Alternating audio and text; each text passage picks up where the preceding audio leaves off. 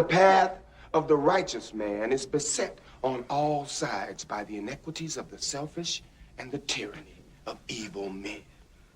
Blessed is he who in the name of charity and goodwill shepherds the weak through the valley of darkness, for he is truly his brother's keeper and the finder of lost children. And I will strike down upon thee with great vengeance and furious anger those who attempt to poison and destroy my brothers. And you will know my name is the Lord when I lay my vengeance upon thee. Welcome, everybody, to Off Day with Ballpark Nation. And we're going to open and close today's show, Andy, with a prayer. So let me say that, bless us, Lord, for we know that in your wisdom, a Big Mac in France is called Le Big Mac. And from this day forward, in your wise knowledge, a quarter pounder shall be known as a Royale with cheese. And you, the righteous, shall have a glass of beer in a theater, but thou shalt not go to Burger King. Amen. Andy, now that we are in the right place with Jesus, let's do this thing. Welcome to Off Day with Ballpark Nation. We're, of course, going to get to Pete Hegseth in a minute. But how are you this fine Friday? It's you got Aggie baseball this weekend. Are you fired up? Always a tough trip into Alex Box. So respectful of the LSU Tigers, but the hope for my baseball team is that they didn't pin their entire season on what happened last weekend, and they build on the momentum and don't just stop because they accomplished a goal. Beating every SEC opponent should be a goal, and so going in and somehow managing to get 2 or 3 from LSU would be a big step forward for this program. So I'm looking forward to it. Hopefully the pitching holds up. Seems to be a theme with my baseball teams this year. Yeah, it does seem to be a theme with your baseball team this year. The pitching actually did hold up against Colorado this 3-game series for the Astros, and they did win the series against Colorado, and that's all you can really ask to do is win series. It does seem that the offense is going to ebb and flow, but it does feel like we can believe in the offense. And again, you get any modicum of pitching, and Spencer Arrighetti certainly gave that to them the night before last. You have an opportunity to win games. Yeah, it's a big start for Arrighetti, and I would love to be able to discount, as most fans like to do when you play Colorado. If it was just the Rockies, they should have at least won 2 of 3. I believe this is the first, if I looked up correctly, it's the first season series that Colorado has won against anybody in a couple of years. I stopped counting like in 2023, but goes back a minute. So congrats to them. But on the same hand, this is the same team that swept us in Colorado last week. So I got to take whatever happened so far this week as progress in that manner. Arrighetti came up from the minors. We've been kind of clamoring for it after the first couple turns of the rotation when there were obviously going to be some holes, and those got augmented by some injuries. Couldn't figure out the timing of why it was taking so long for him to come up versus JP France, some other choices. But I think Arrighetti made the most of his opportunity, certainly enough to get another start, but enough to get another start regardless of what goes on with other guys around him. So I think that's an important step for him. But pragmatical brain inside me says it is just Colorado. Let's see what happens with the next series. Well, but really, most importantly, Colorado is obviously one thing, but it's still early in the baseball season. It's really more about what you're doing, what you're not doing. And the Astros are still, unfortunately, all too often not throwing strikes. Yesterday, the winning run came across via sac fly after having the bases walked loaded. So I don't know what it is about this team and why they're allergic to throwing strikes. And yeah, it would be easy to say, well, you lost 3-2, you didn't hit. Offensive baseball is never going to be as pitching should be consistent because offensive is always going to ebb and flow. The best teams get shut out. But just frustrating again to see where you needed to go win a game 2-1 yesterday, and you couldn't do that because you simply couldn't throw strikes. It's not like you were getting hit; you were walking people. And it's hard for me to pin that on completely on Ryan Weiss. I know he ended up taking the loss, but if I were him, I would probably have a little bit of trouble not really understanding what my role is, since I'm now a starter, evidently. But I was signed as free agent to be a starter, and then got put in the bullpen, and have been used sporadically as a guy in the bullpen. So it's not like he's stretched out to do much, and command would be an issue in that situation. So I'd like to see more of Weiss, give him another shot. Obviously, he's going to get another shot in the rotation.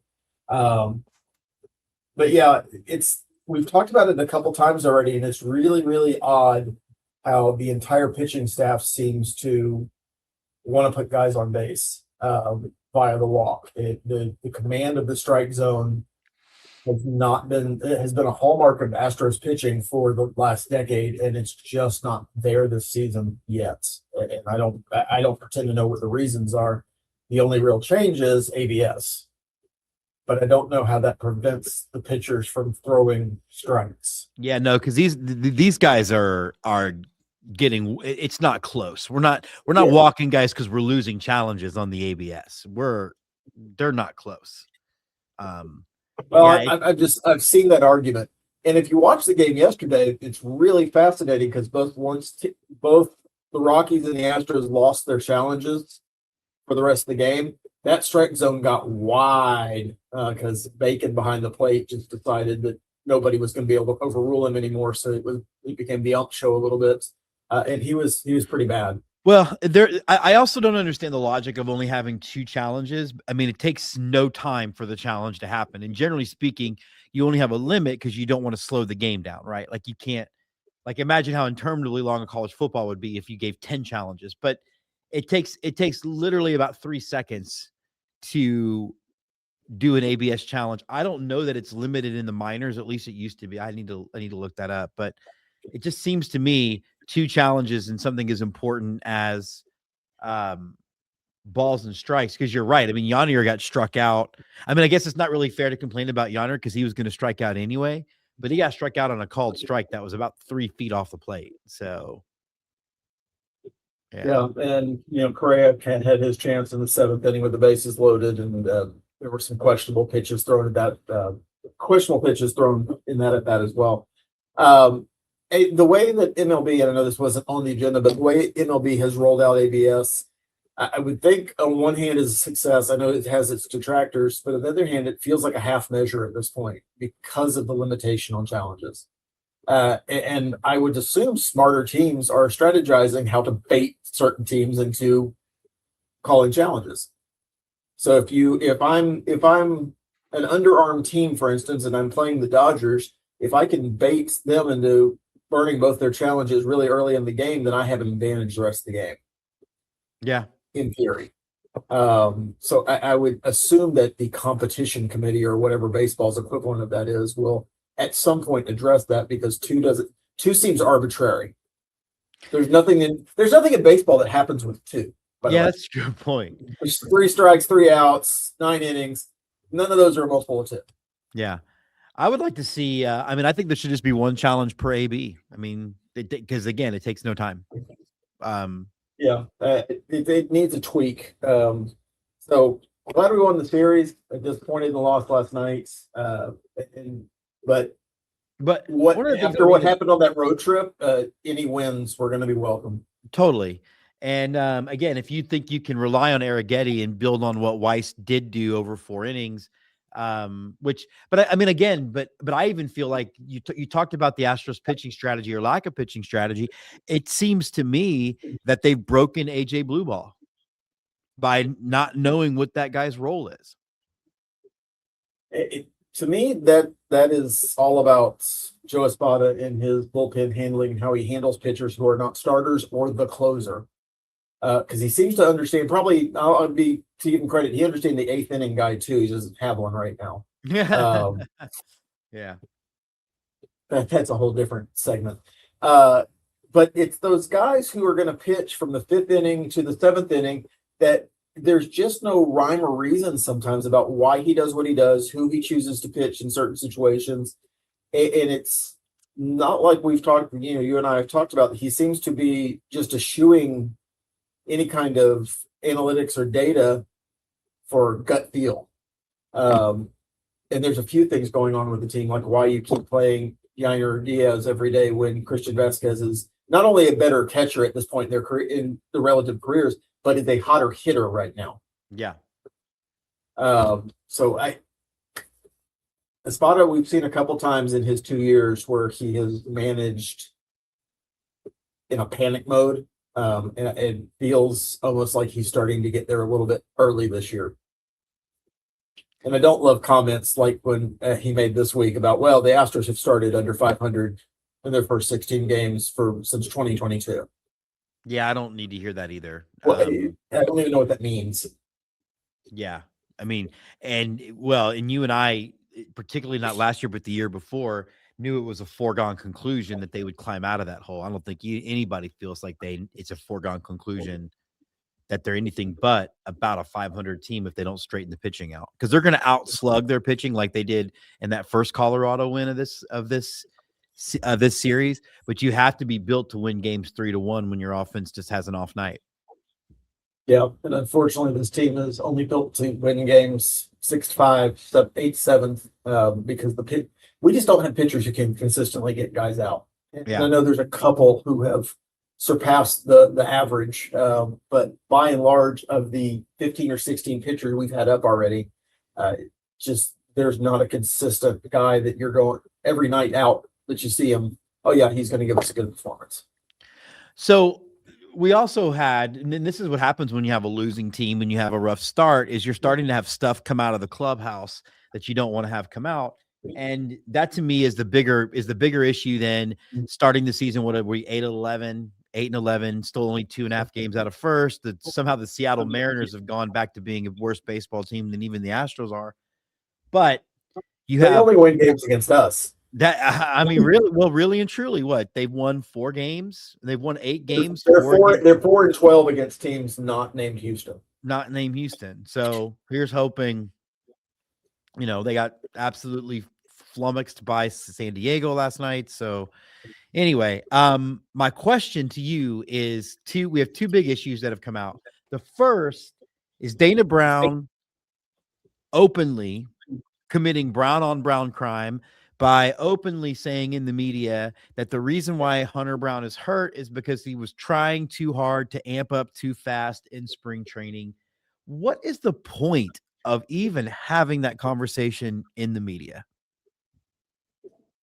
I think, I'm not trying to give anybody the benefit of the doubt, but I think the purpose of what he was trying to get to is that this isn't a chronic injury situation. This is just a matter of Hunter Brown being such a, career-focused guy that he was trying to do the best things he could for the team. And I think he meant it as a compliment a little bit. But then it just got out of control, because what I've noticed from Dana Brown quotes is they tend to start trailing off into a stream of consciousness a little bit. Kind of reminds you of someone else. Yeah, it's not to that level by any means. The weave. It's called the weave. I don't believe Dana Brown has frontotemporal dementia. So there's that. But Brown, there's been a couple of times, and this is the latest one of those things, where he's just decided to say things to the media that serve no purpose other than to piss people off. And by people, I mean the guys in his organization. Because he did it last year a couple of times with Hunter Brown. If that's a concern of yours as you're the general manager and you see this happening in Florida, how about you say something then? Why didn't you say something in Florida? And if you're not comfortable doing that for whatever reason, don't be the GM of a baseball team. A, do your job, but B, there's 16 different coaches on the field at any given time. Have one of them talk to him. But to say something after the fact, like it somehow defends the Astros' poor record of handling return to play and rehab assignments over the last 5-6 years, it was just a really bizarre statement from somebody who should know better. And Brown, Hunter Brown, to his, I don't think he's planning on letting it. I mean, said the political thing, but if you listen to the quote instead of just reading the quote, he wasn't happy with those comments, and he wasn't happy with that being something he even had to address. Especially where if we're going to pick one beat of what could have caused this injury, I don't think it was throwing 98 in spring training. It might have been throwing 110 pitches on opening day. I mean, if we're going to go find an isolated incident, which I don't think you can, but if we're going to, that's a bigger culprit than what he was doing in spring training.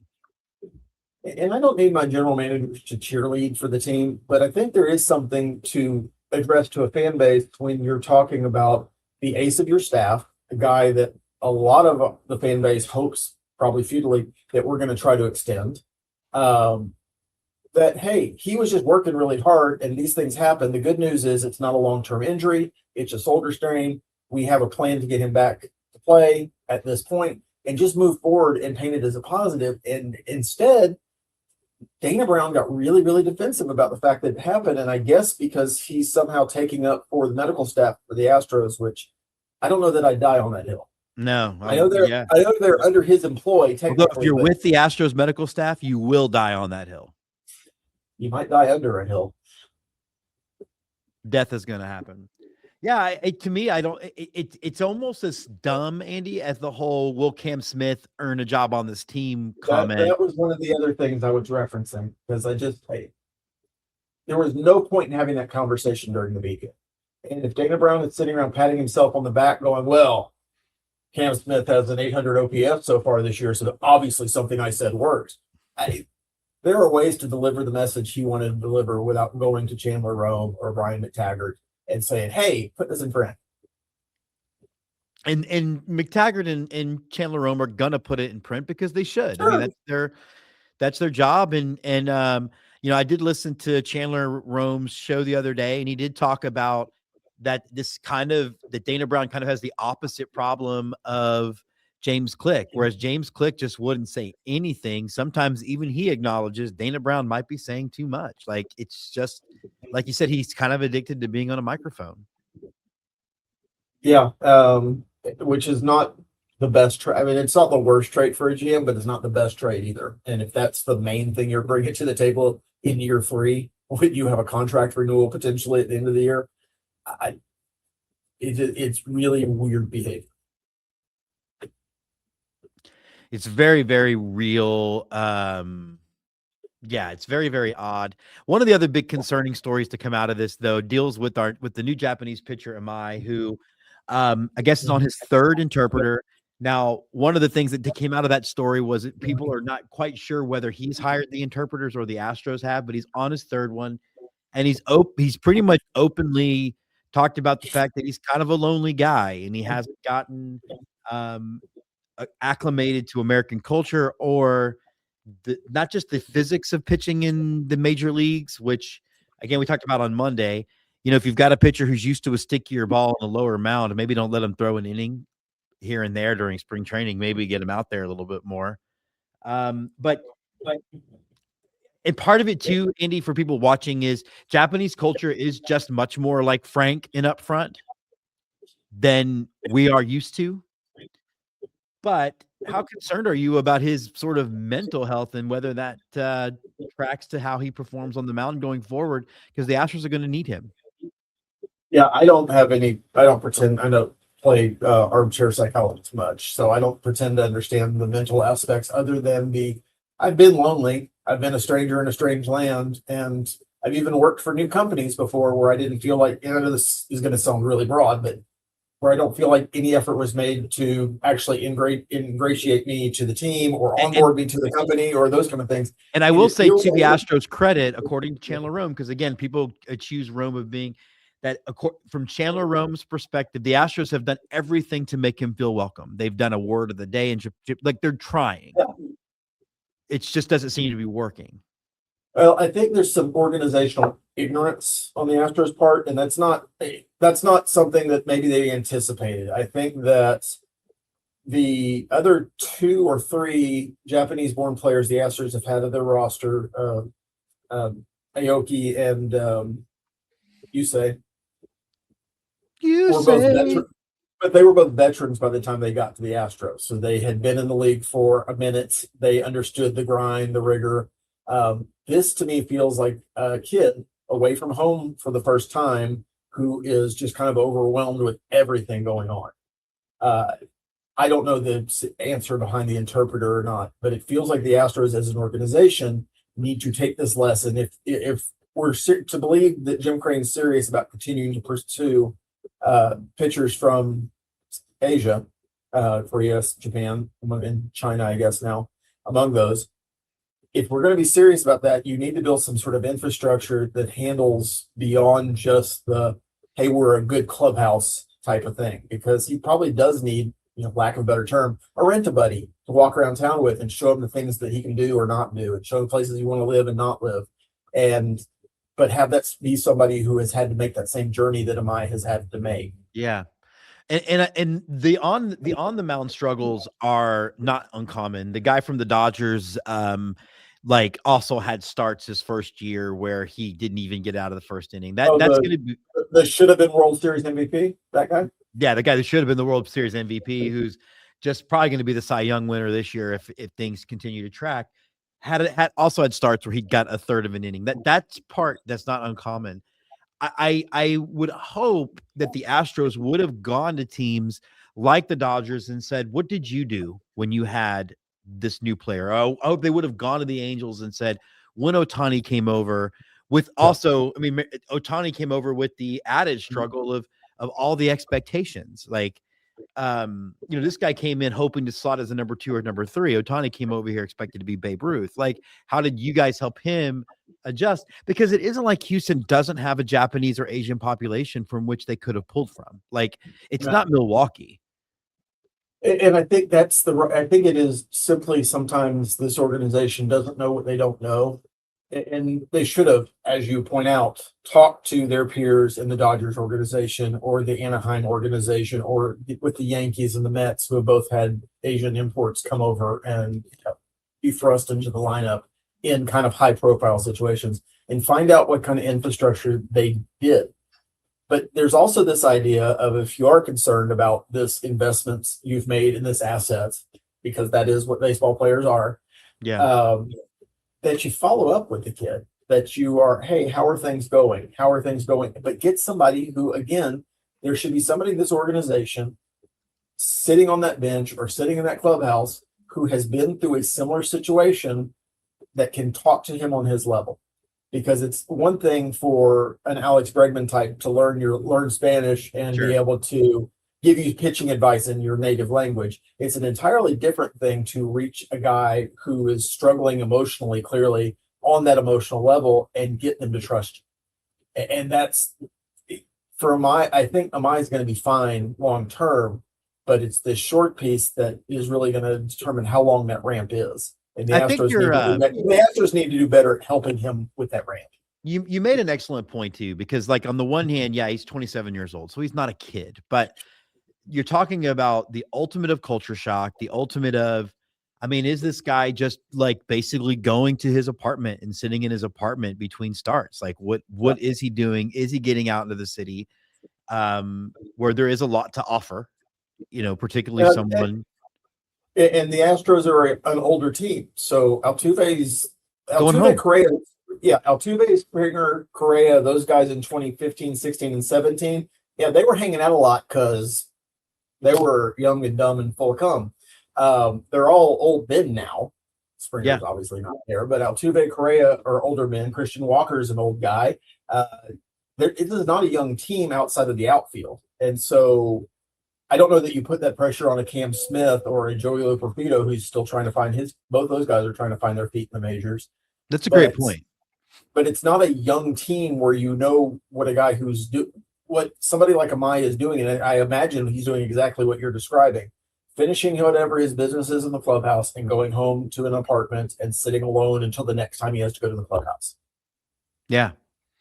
And I don't care how tough you are and how, therapies for sissies, that loneliness will eat away at you. And especially if you're in a high profile role where there's a lot of expectations. I'm sure Mine has expectations on himself, but there's a lot of expectations. That Well, the he signed organization that has. contract with opt-outs for a reason. Like Yeah. yeah. I mean, this is essentially a contract year for him, potentially. Yeah. No, you're right. And I also think the grind of baseball is so different that it's even worse. Like I just can't, I can't imagine it. And then just to be in a completely foreign country. And I mean, I wanted to make a joke about like hiring of a Japanese prostitute. I don't know if that's something we do, but maybe that's something we do. Go fund me, Maybe not everybody. that far, but there. I'm sure you can't watch it now and not realize how cringy it is in some parts. But the movie Gung Ho, Oh yeah. maybe Great movie. find some people who understand what he's going through and have him hang out. I will volunteer to hang out with him. I got lots of time on my hands. I don't speak Japanese though. No, I don't. And that's But the if he thing. just needs a buddy, I'm great. Yeah. We are down. If anybody can get word to Tatsuya, we are down to be his surrogate American round-eyed buddy. I will show him barbecue, Yeah. Vietnamese food that we have world-class Tex-Mex. I'll introduce him to the whole thing, not get him fat. No. But you want to go see NASA? We'll go take a day trip to NASA. Yeah. We can also show him, like, I mean, I know lots of guys that are in the film industry that are into that weird kind of manga stuff that he's probably into. We can find those guys for him. We can do whatever. That may be a little racist. Is it? I mean, I didn't mention like the vending machines of used underwear I hear about in Japan. I mean, there's only certain. That's not like in every. Is that just like a certain like in a certain district? Yeah, certain districts. Okay. That have certain colored lights. Well, I mean, either way, do a Japanese season so we can start understanding their culture as well. I think, but I do think, I do. It's a real chips in kind of situation with this, because I do believe that the Astros' key to success is to find ways to leverage Japan the way that they've been able to leverage Latin America. Like, that's part of why they became the team they became, is the Astros figured out Latin America way before everybody else did, as far as. Yeah. And that's, but you baseball used to at least incentivize teams to get creative and think outside the box. And now they're, trying to homogenize the product to the point that everybody has to use the same technology and standards to train their guys. Yeah. Because we don't want to give teams unfair advantages. But it used to be a franchise like Houston looked at a Venezuela or Dominican Republic before anybody else, because they had to kind of beat the bushes to get talent. And then we bastardized that system as well with, the draft pool and the international signing pool and all those things, because we don't want any team to have an unfair advantage except in their TV contracts, evidently. I guess that's what we do. We're fine with 3 or 4 teams having dramatically more money than the rest of the league. That's okay. But back to on my Rob Manfred love parade. I think he's going to be fine at some point, but the Astros have a lot invested in him, like I just mentioned, and it's not just about him. And to your point, they want to be a place that can build off. Look what we did for in his career. Come sign with us because you can be the next guy. Yeah. They want to be able to have that pipeline. I mean, there's even some eyes, I would assume, from Korea on King, who has done well so far after the acquisition of the Giants. But they want to hear from those guys saying, hey, this is a good environment to be in. I think part of what I read was one of the reasons Amai signed with Houston was because of the great things that Yusei Kikuchi said while he was here for a brief period of time about the organization and how they handle people. And you'd love to have somebody like Yusei, who's been around the block for a little bit, helping guide Amai through this initial part of that. And I think that's the missing link for the Astros. They need to find a player who's done it. What is Nori Aoki doing right now? I mean, probably playing in Japan, to be really frank, but if he's available, have him come hang out in the clubhouse, talk to this kid. Yeah, I mean, that's a good point, because you're right. I mean, it's high stakes for both Amai and for the Astros for this to work. Yep. And one of the things that's pretty high stakes, Andy, is how you decorate your stadium. And we were talking, we have talked a lot about the Rangers organization. Last week or on Monday, we talked about their ability to field an all-white team, which took some work. We've talked a bunch about how they're the only team in the MLB that doesn't have a pride night. And now that they've filtered that level of lack of access to their product down to their minor league teams, which I think includes the one in my hometown, which, Austin's about as gay friendly as it gets, but yet there's no pride night, I don't think, in Round Rock either. Now they have put a statue that is not baseball related, honoring a Texas Ranger modeled after a Texas Ranger whose shining moment was preventing the segregation of high schools in Texas in the 50s. Now, look, I am a proud Texan, and I think the Texas Rangers are badass, and I understand that they have, like many other organizations in American history, have a checkered past when it comes to some things. Sure. I believe history is not in a vacuum and you display those things. But if I'm going to put up a statue of an astronaut at the Astros concourse, I'm not going to pick the one astronaut who hated black people. What are they doing? What are they doing? The Rangers continue to be the most tone deaf organization, and maybe they're not. Maybe they truly represent North Texas. My daughter somehow goes to a school in North Texas, but it's this little liberal island up there in Tarrant County. Anyway, maybe they are a representative of their fan base, and their fan base is clamoring for this. But I know that the Dallas-Fort Worth area is cosmopolitan enough that they could sell a lot more tickets if they would just expand their reach to everybody instead of white Christian males, because that seems to be the goal. With this particular statue, the statue is tied to a story called One Ranger, One Riot. And it's this idea from Ranger lore that, you don't need a lot of guys if you've got the right guy, basically. Yeah. But unfortunately, the individual that the statue was modeled under was a notorious racist who famously posed for a picture leaning up against a tree that had a effigy of a lynching right next to it to prevent African-American students from trying to attend being integrated into a white high school. So this is not a secret, by the way, except for the very obtuse on Twitter, evidently. Yeah, it's not a secret because it was actually removed once. Like they pulled it out of a storage. It used to be at Love Field, which is one of the airports in the Dallas-Fort Worth area for those of us. Southwest. And it was removed during the George Floyd stuff because it's at the best culturally insensitive. Put in storage. And the Rangers somehow acquired it and thought it would be a great idea to put on the concourse of their baseball stadium.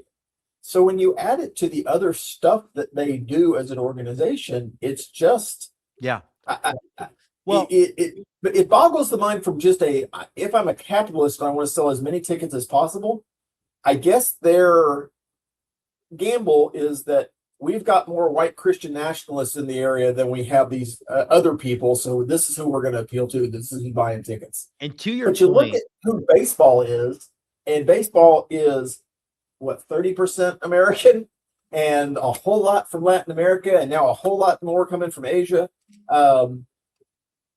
It's the same organization that put the Tejas on their jersey. Yeah, we talked about that too. And they don't really care for Hispanic people, which is also weird. But it's a weird organization in 2026. But it's also but they are aware of it. Like they did this on a Friday under the cover of darkness while the main media was in Arizona covering spring training. Like they did their best to hope nobody would notice, which tells you everything. And they refused to answer any questions, media inquiries, anything about it. And I think both of us are old enough to know sometimes no answer is an answer. Yeah. Last topic today, I opened up with a quote with a prayer dedicated to Pete Hegseth, and we're not doing biological web shooters. Okay. Oh, that's right. We are doing. You're right. Let's do that first. I only wanted to tell you this biological web shooter story only because of just to shows you things. So, I have a student of mine who's wants to do a podcast with me, and we've recorded a couple of episodes, and it's pretty good. He was unaware, Andy, that biological web shooters were not canon. He believed that the whole concept of the web shooter as a device was created for the Tom Holland Spider-Man movie. Oh. He didn't realize that the drama that came with the Sam Raimi film when Tobey Maguire was using the biological web shooters. It's just fascinating to me how maybe we are just sort of really getting old and the things that we know to be true haven't been true for a while, because I didn't realize that the comics retconned them into organic web shooters sometime around the Spider-Man 3 movie. In 2004, the excuse me while I nerd out, the Spider-Man from Marvel Earth 616 gained the ability to shoot organic webs in 2004, which is like 2 hours or 2 years after the first Sam Raimi movie. And yeah, amongst comic book fans, it is a giant point of contention because you either roll with it, and I guess I'm old enough to have seen all these characters die, reborn, reimagined, come from a multiverse, have alternate versions. I don't know that it bothers me now, but I'll tell you, the first time I saw the Sam Raimi film, the original Spider-Man, I didn't like it, and I didn't like it because it's not the character of Peter Parker that I grew up with, because Peter Parker was a really smart, nerdy kid. And part of his power set was that he could invent shit out of household things and make web fluid. I don't care. Yes, it's far-fetched for a high school kid in Queens to be able to generate a super sticky adhesive that will hold back a charging rhinoceros man in a costume. I get all that. I'm also Catholic and worship a zombie. But if you have the suspension of disbelief, that's fine. But that became central to the character, is that he had a lot of gadgets that he created, and they were kind of DIY kind of things. Yeah. And to get away from that, it's not the character I grew up with. It could be somebody else's character. That's fine. Sure. But it's that was my issue with it. It's Han shot first. It's all those things. The other thing that it is was, I remember reading an article with Sam Raimi going, well, I just don't think it's believable that he would make the web shooters, but it's believable that a spider could make him climb on a wall. Like, what's the line of believability here? Well, if it was really believable, he'd be shooting them at his ass, and doesn't. It's out of his wrists, which no spiders can do. Yeah. And I am absolutely the kid who learned how to do this because this is how he fires web shooters, not because I love you or hook 'em horns or any of that stuff. Yeah. It was literally Spider-Man. And we had toys. We had toys that shot a chemical. It was silly string, but still, you strap this thing to your wrist and you had to double tap them, and you could shoot silly string out of your wrist. Yeah. Kids don't have toys like that today. They have cartoons tell them how to play. Yeah, Clouds. Kids today, man, they are not having the same experience. But yeah, it just blew my mind, and it blew his mind when I told him like it was, because also it's kind of the early days of the internet, and just imagine that change, in 2026, people would have canceled the movie, like it would have whatever. And I guess now with the new Tom Holland film, they're going to be evolving into the organic web shooters again, which is always disappointing. It's also plot limiting, because how many times did he run out of web fluid when he needed it? Like, that was always I assume that's why they made the change. Is, well, we got tired of running into the crutch of he ran out of web fluid. You'd think a kid smart enough to create these things would be smart enough to carry extras. You would think. But teenagers are, man. They don't always. I think that was more true to a teenager than anything else. They're very forgetful. Yeah, it's true. But yeah, so Andy, it's been a weird. I think when it comes to the politics lead for today, the whole concept of Christian nationalism is not Christianity, and we need to really make sure people start drawing a distinction. It isn't just that the Pope posted a photo of him as Jesus. It isn't just that he's continuing. Trump did that. Sorry. Not Pope did. Sorry, Trump did that. It's not just that Trump continues to fight with the Pope. I find it ironic that he's trying to out theology the Pope whilst the Pope was visiting the shrine to St. Augustine, who was considered the preeminent Christian thinker of the day, and in Catholicism still highly regarded as one of the great Christian philosophers. And it is even just that Hegseth apparently quoted from the book of Tarantino, which I will have another quote for at the end of the episode. It feels like, if I'm being generous, and I know I have a more positive outlook on this stuff than you do, or again, my brother-in-law Nathan I talk about a lot, who have such fondness for, but it does kind of feel like it's a death rattle with reality that these guys are facing with, because I think starting with the Epstein files, the war in Iraq, and now this, they're finding that MAGA actually does have some principles, and they're not going to let them get away with breaking those things. Your thoughts on that? I think that at some point we all learn there's a certain level of bullshit that anybody who is in public office is feeding you at some given time.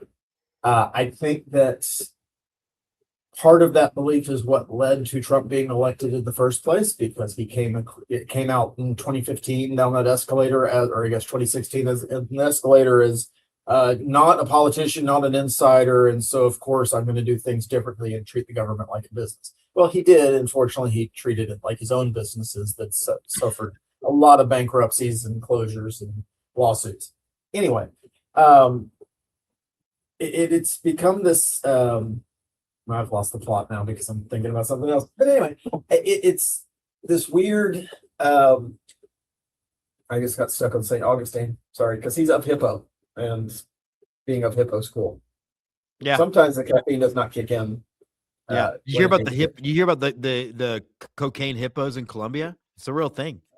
Is that going to be the follow-up to Cocaine Bear? Oh, I hope so. Hungry Hippos with a Z.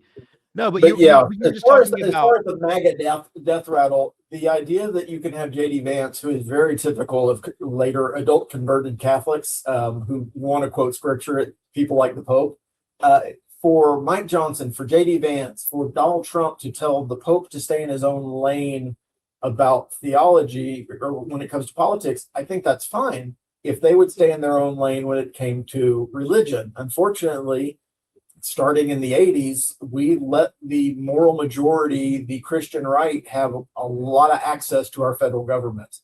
And so what has happened for the last 10 years, 6 of those being under Trump now, had very little to do with Trump other than being the final gate you had to break, and more to do with the groundwork that started getting laid during the Nixon administration, and certainly took a lot of hold during the Reagan administration and went through there. And this idea of separation of church and state is almost laughable in this country. I know it's a founding principle, but that got blown to pieces about 30 seconds after the ink dried on the Declaration of Independence, or Bill of Rights. And it's another thing that we as Americans should be working towards. And we did a better job of it before. We're doing a much worse job of it now. It's not the first time we as a country have done a bad job of keeping these things separate. But I think there's a level of hypocrisy that when it's coming to this particular topic, that Vance and Trump and Johnson and the others are just clinging to, that their followers, or some of their followers, are starting to actually clue into this is just more of the same bullshit of a different flavor. It's all ice cream at the end of the day. And so we're going to have a dramatic philosophical shift to the left. And unfortunately, 4 years after that, we're going to have another shift to the right, because we're still not accomplishing anything when it comes to unifying, working across the aisle, whatever the fun goal words you have. And I think it's because it's become a theological quest for some people in our federal government and currently in this administration to keep people separated on the principle of Christian nationalists are here and everybody else is here. And no matter who you are, if you're not in this group, you're here. No matter how much they use you or make you feel good, fellow Catholics who are one single issue voters on abortion, yeah, you're useful idiots. And my hope is, and what I think we're seeing is some of those useful idiots are waking up and going, wait a minute, this isn't good for me. This isn't good for us. This isn't good for the country. No, that's true. And I think, I think it's all going to really depend on, I think this next election, and I'm not talking about the midterms, but the next presidential election is really a real linchpin. If we can find a way to get back to something that's moderate, because that's what the country is. Because if you do a super swing to the left, then you're going to remotivate all those super single issue voters you talked about to see what happens when you let us out. We go baby out with the bathwater. And unfortunately, with this country, it's a pendulum, and we never ever land in the middle. We always seem to go to extremes. But I do feel like there is a light at the end of the tunnel, and I do feel like it's unuseful to tell some of these people who are now saying, "Hey, we made a mistake," to say, "Well, you should have came around earlier. We don't want you." You need everybody to you need to kind of let bygones be bygones and realize that it's going to take everybody to defeat Trump. Especially what I'm hoping happens is you seeing such a groundswell that whatever attempts he might make to interfere with the election will be unimportant, because there's going to be enough people who are upset. I was listening to a podcast yesterday, and Cory Booker was on it. And regardless of anybody's feelings on Cory Booker, he said something that was interesting. It's the only reason I'm bringing it up. What he said was that, talking about what you're talking about a party that has a big tent, or a party that is trying to welcome people back into a fold, or to think about things in a different way, is that if he ever finds himself in a political party where everybody in the room agrees on every single issue, he can pretty much say that political party is dead, because they're not going to be large enough to influence change in any way, shape, or fashion. And so I hope that whatever comes out of this period of time, and ideally, I'd love to see another couple of parties emerge, or a moderate party emerge, that can compete with these two extremes that our current party system has.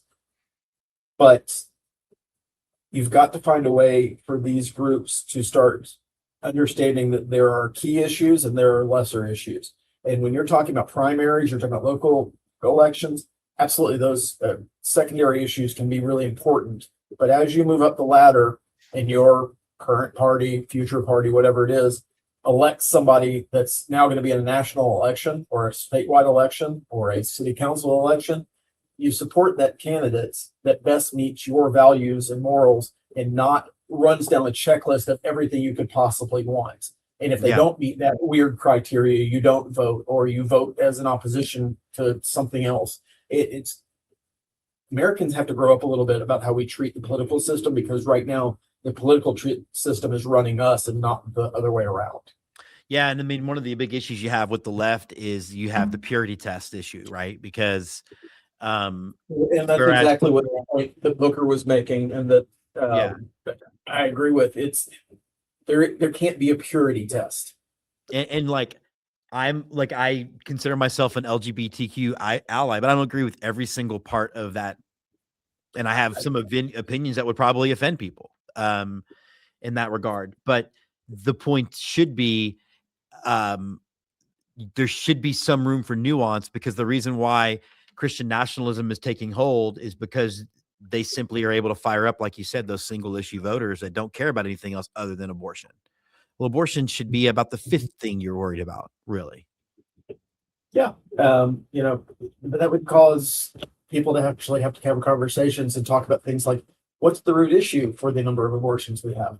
Why do we have a political party that's really concerned about a lessening of the teen birth rate right now? We're not having these conversations. We're just getting data thrown at us and having people want you to react to it. And it's all just rage bait at this point. Or the party that wants poor people to have babies, but not have the social services to help those people get out of poverty. Yeah, I mean, I really believe that Trump got reelected because our country was rage baited. 51% of our country was rage baited into voting for him. Well, here's hoping that gets avoided. I'm one who likes a little bit of deadlock. I don't like it when one party's in control of all the things. So I'm obviously hoping for a flipped house in the midterms. But that is going to wrap us up. The Aggies are going to LSU. Not a great team this year, Andy, but always at least a pretty good team. So and they're tough at the box. That's what she said. What did you say? They're tough at the box. That's what she said. They are, yes. Well, you don't want them tough in the box. You want it to be, you want some room to move in the box. So you know what I mean? You don't want it to be, you want it to be I got to crazy. tell you, from what my understanding, the box in Louisiana, that box is not comfortable for visitors. Yeah, well, I've been in the box in Louisiana and it's not comfortable. Texas number 11, Alabama coming to town. They have shifted the rotation where, you know, like, I don't know. A lot of people are calling the shifting of the Sunday starter going to Friday as some kind of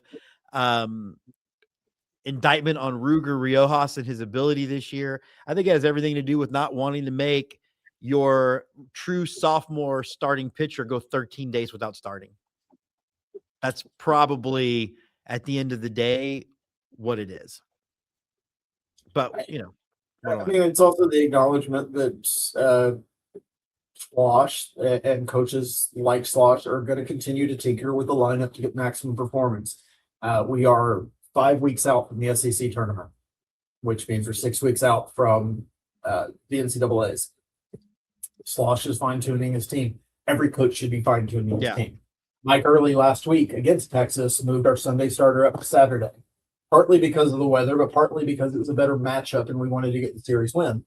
And once Friday happened, that became more attainable. So there are things that managers should be doing constantly to tweak your team. If you're running out the same 9 guys and the same 3 pitchers every single week of the season, I would almost guess that you either have all major league talent or you're not having a great season. Yeah. Well, and I will say this, that yes, the Longhorns have lost one SEC series to A&M. You've only lost 2 games in a row all season. They just happened to be last weekend. Right. And then they also and then they swept one SEC series, and every other SEC series they've won. In every other SEC series, they lost the Friday night game. Now, that had nothing to do with the pitching of Ruger Riojas, had everything to do with bullpen meltdowns later. Even the game against A&M, he gave up 4 runs, but he didn't pitch poorly. But if you feel like Dylan, I really think it has much to do with not wanting Dylan Volantis to sit around for 13 days. And it probably is as simple as that, but we like conspiracy theories, don't we? We do. We'd like conspiracy theories, but we will be back on Monday. That is no conspiracy, but I'd like to end with another prayer. And the Lord saith, what does Marcellus Wallace look like? And doth strike down any man who gives his neighbor's wife a foot massage. And those that smiten the Lord shall go down and bring up the gimp, for thou art wicked. This has been Off Day with Ballpark Nation. I got to end with how we started. Everybody have a great rest of your weekend, and we will be back on Monday. See ya. Ezekiel 25:17. The path of the righteous man is beset on all sides by the iniquities of the selfish and the tyranny of evil men. Blessed is he who in the name of charity and goodwill shepherds the weak through the valley of darkness, for he is truly his brother's keeper and the finder of lost children. And I will strike down upon thee with great vengeance and furious anger those who attempt to poison and destroy my brothers. And you will know my name is the